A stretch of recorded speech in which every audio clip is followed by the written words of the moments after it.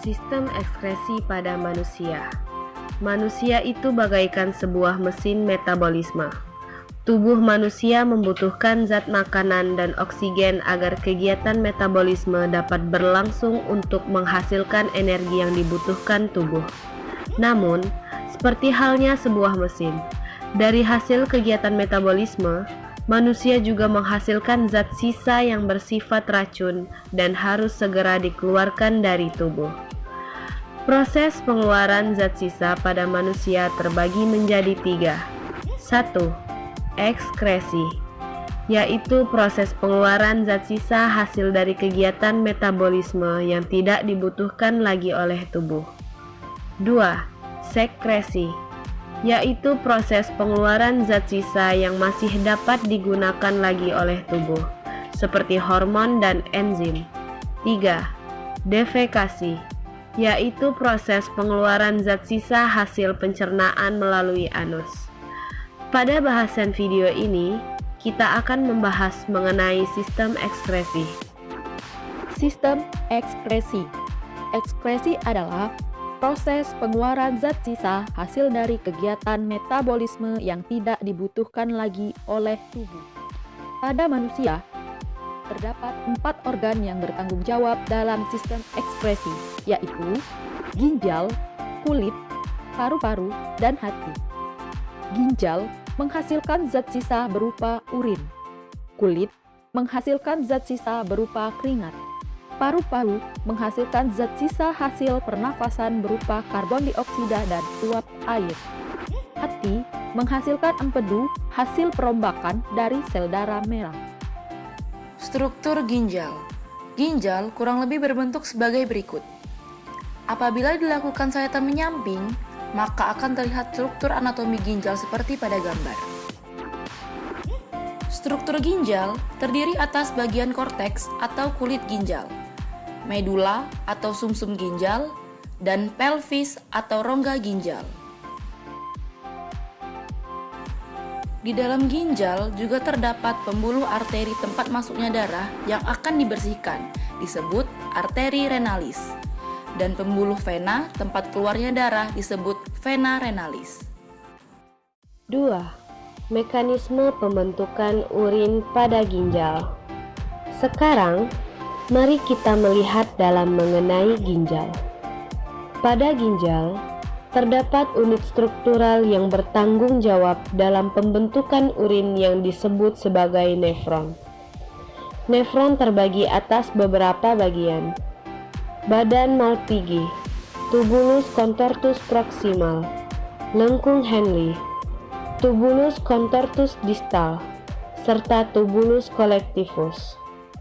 Sekarang, mari kita lihat lebih dekat pada badan Malpighi. Pada badan Malpighi, terdapat gulungan-gulungan kapiler darah yang disebut glomerulus dan bagian yang menyelubungi glomerulus yang disebut kapsul Bowman atau simpai Bowman. Darah akan mengalir di dalam kapiler glomerulus disuplai dari arteriola afferent. Afferent berarti masuk dan keluar melalui arteriola efferent. Efferent berarti keluar. Selama darah mengalir, karena pengaruh tekanan menyebabkan molekul-molekul kecil di dalam darah terdorong keluar dari glomerulus melalui ruang antar sel-sel endotel kapiler glomerulus. Sedangkan molekul-molekul besar seperti protein dan lemak tidak dapat melewati ruang antar sel-sel endotel kapiler glomerulus dan akan tetap berada pada kapiler glomerulus. Sehingga hanya molekul-molekul kecil yang tersaring saja yang akan ditampung di dalam kapsula Bowman. Proses penyaringan yang telah berlangsung demikian disebut filtrasi. Hasil filtrasi ini disebut urin primer, mengandung molekul-molekul air, urea, amonia, glukosa, asam amino, natrium, dan garam-garam mineral. Tahap pembentukan urin selanjutnya terjadi pada suatu tubulus yang disebut tubulus contortus proximal. Urin primer dari kapsula Bowman akan mengalir di sepanjang tubulus contortus proximal.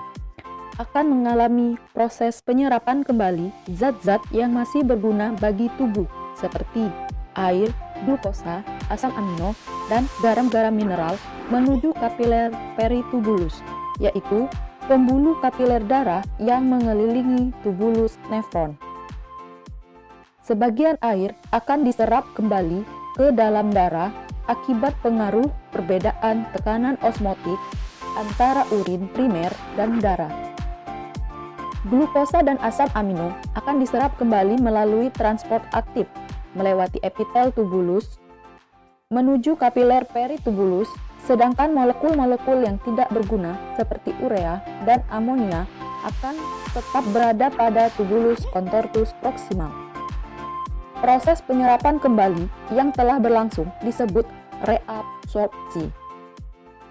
Hasil dari reabsorpsi disebut sebagai urin sekunder, yaitu urin yang sudah tidak lagi mengandung zat-zat yang masih berguna seperti glukosa dan asam amino, menyisakan zat sisa yang tidak berguna lagi seperti urea, amonia, dan sebagian kecil garam-garam mineral.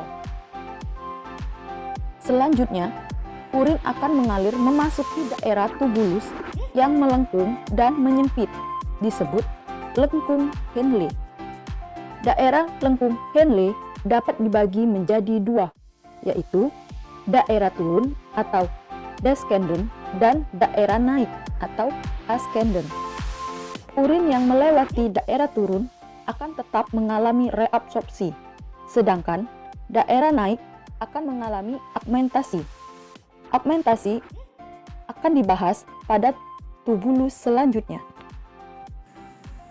Selanjutnya, urin akan memasuki tubulus tempat berlangsungnya proses terakhir pembentukan urin, disebut tubulus contortus distal.